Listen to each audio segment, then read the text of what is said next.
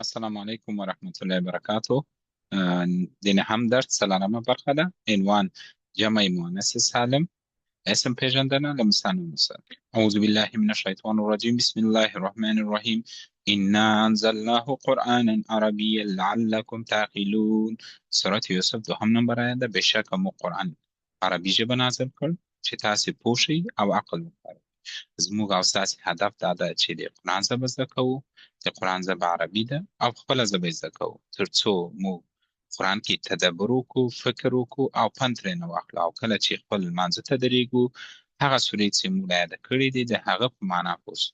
نننۍ موخې مو څه دي؟ لکه پرون په تېر درس کې موږ جمع مذکر سالم خلاص کړو. دا یې دوهم ډول ده، جمع مؤنث سالم اسم پیژندنه له مثالونو سره. راځئ بل سلاید ته ځو. جمع مؤنث سالم څه ته وایي؟ د مفرد یعنی واحد کلمه سالمه پاتې کیږي. جمع مؤنث سالم هغه جمع ته وایي چې د ښځینه اسمونو لپاره وي. سالمه کلمه لکه په تېرو درسو کې چې موږ وویل هغه کلمه ده چې په جوړه کې بدلون نه راځي، یوازې په پای کې آتن اضافه کیږي د جمع مؤنث اسم شماره ده. دلته راځم اول حالت وینم رفع شی ده د مفرد، یو مسلمتون، مثنی، دو مسلمتانی. زموږ تاسې جمع مؤنث سالم وایي مسلماتون. دلته وینئ د پای کې کوم ترکیبي توري اضافه سوی؟ آتون. دلته راځم نصب حالت دی. مفرد شی ده مسلمتن، مثنی شی ده مسلمتین، جمع شی ده مسلماتن. وینئ کوم ترکیبي توري اضافه سوی؟ آتن. جر حالت راځم. مفرد د چی ده؟ مسلمتین، مثنی ته مسلمتین او جمع ته راځم چی ده؟ مسلماتن. جمع مؤنث سالم. اول مثال چی ده؟ معلماتن. معنی چی ده؟ ښځینه ښوونکي. دلته راځم حالت وینم. رفع حالت چی ده؟ معلماتن. مثنی چی ده؟ یعنی دوه. معلمتان. جمع چی ده؟ معلماتن. کومې ترکیبي توري اضافه سي؟ موږ ویل د جمع مؤنث په پای کې آتن ترکیبي توري اضافه کیږي. دلته وینئ آتن ترکیبي توري اضافه سي. دلته شوی جمع مؤنث سالم، بڼه یې سالمه ده او څه سو ترکیبي توري اضافه سي. دوهم راځم نصب حالت دی. معلمتان یعنی یوه، مثنی معلمتین دوه معلمانی، جمع چی ده؟ معلماتن. کومې ترکیبي توري اضافه سي؟ آتن. جر حالت ته راځم چی ده؟ معلماتن یوه، مثنی دوه معلمانی، معلمتین مو جمع مؤنث سالم وایي. دلته جمع چی ده؟ معلماتن. کومې ترکیبي توري اضافه سوی؟ آتن. وینئ په پای کې بڼه یې سالمه ده، سو بڼه کې کوم بدلون معنا وایي. تنها کومې ترکیبي توري اضافه سوی؟ آتن، آتن، آتن. دې ته شی وایي جمع مؤنث سالم. سالم په څه معنا؟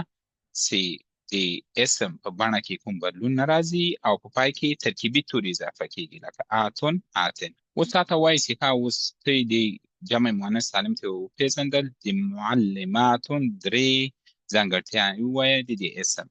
دلته به چې ورته نشته کومه حالت یې شی سو؟ وینئ معلماتن حالت یې شی سو رفع سو. دلته به ورته ولیکم حالت رفع. شمېر شی ده په جمع کې ده. وینئ جنسیت یې له معنا څخه هم پوهېږمه. دلته به نشته کومه سي؟ مؤنث. بس سلاید ته ځو. جمع مؤنث سالم دلته دوهم مثال ته طبیباتن ښځینه ډاکټرانې. دلته راځم اول حالت وینم. رفع یې څه ده؟ طبیبتن یوه ډاکټره. که دوه سي طبیبتانې دوه ډاکټرې. موږ جمع مؤنث سالم وایي. جمع مؤنث سالم هغه اسم ته وایي چې په بڼه کې بدلون نه راځي، د پای کې ترکیبي توري راځي. طبیباتن. کومې ترکیبي توري اضافه سي؟ آیا تاسې وینئ دلته ترکیبي توري؟ آتن. وینئ نصب حالت ته راځم. طبیبتن یوه ډاکټره. که دوه سي طبیبتین دوه ډاکټرې. موږ جمع مؤنث سالم وایي. طبیباتن. کومې ترکیبي توري په پای کې اضافه سوې؟ آتن. وینئ جر حالت ته راځم. طبیبتن یوه ډاکټره، مثنی شی ده طبیبتین دوه ډاکټرې، جمع شی ده طبیباتن. کومې ترکیبي توري په پای کې اضافه سوې؟ آتن. دې ته شی وایي جمع مؤنث سالم چې د اسم په بڼه کې کوم بدلون نه راځي او په پای کې ترکیبي توري راځي. اوس له تا څخه پوښتنه کوي چې آیا تاسو کولی شئ چې د دې اسم درې ځانګړتیاوې وپېژنئ؟ هو زه کولی شم. دلته راځم ګورئ حالت یې څه ده؟ دلته راځم نصب حالت کې څه ده؟ طبیباتن. جر حالت کې څه ده؟ طبیباتن.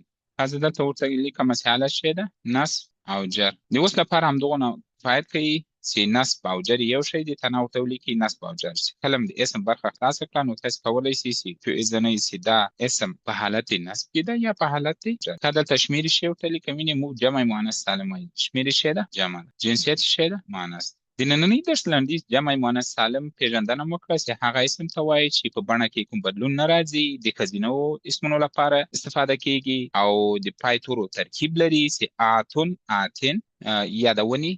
زموږ درس د قرآن کریم آیتونو ګرامري تحلیل ده. وخت به له 5 تر 10 دقیقو پورې وي هره ورځ. منبع به قرآن کریم وي. خپلې ټولې یادونې او پوښتنې په کومنټ کې راته ولیکئ. نننۍ درس همدلته پای ته ورسېد. نو سبا ته به انشاءالله د جمع مؤنث سالم پیژندنه په قرآن کې وکړو. په دعاو کې مه هېروئ. تاسو ته ښه وخت غواړم. خدای پامان.